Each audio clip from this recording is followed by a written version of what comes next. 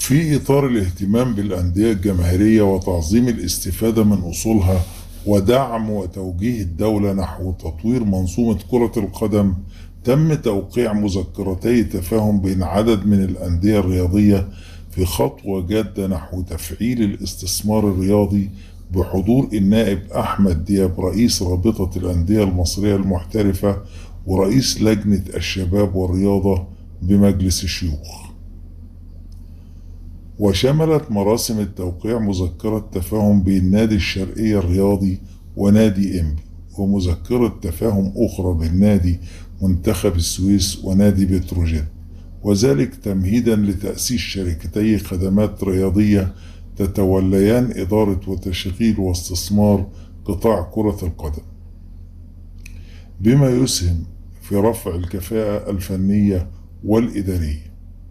وكذلك تحقيق الاستدامة المالية للأندية. وأوضح النائب أحمد دياب أن توقيع مذكرتي التفاهم يمثل خطوة مهمة نحو ترسيخ مفهوم الإدارة الاحترافية داخل الأندية المصرية، ويعكس التوجه الجاد نحو تعظيم الاستفادة من الإمكانيات المتاحة، بما يسهم في تطوير منظومة كرة القدم ورفع كفاءة الأندية على المستويين الفني والاقتصادي. وأكد النائب أحمد دياب أن مذكرتي التفاهم تمثلان بداية مرحلة جديدة من التعاون والاستثمار، تمهيدا لاستكمال الإجراءات القانونية لتأسيس شركتي الخدمات الرياضية وفقا لأحكام قانون الرياضة.